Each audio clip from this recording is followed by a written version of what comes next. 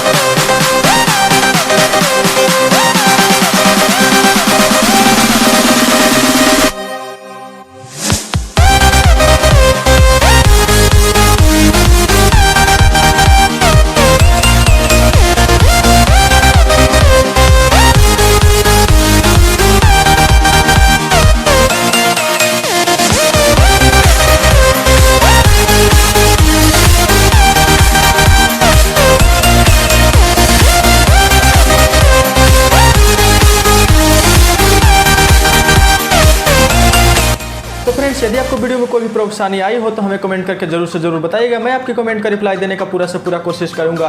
और friends, video जरा सा भी अच्छा लगा होगा तो वीडियो को एक लाइक कर दीजिएगा और इस वीडियो को अपने फ्रेंड्स के साथ भी शेयर कर दीजिएगा ताकि उनको भी ये जानकारी मिल सके। और हाँ फ्रेंड्स, यदि आप हमारे चैनल पर नए हैं और अभी तक इस वीडियो को देख रहे हैं तो हमारे चैनल टेक्निकल सपोर्ट को अभी कभी सब्सक्राइब कर लीजिएगा और उस बगल में बने हुए घंटे का आइकन को भी दबा दीजिएगा।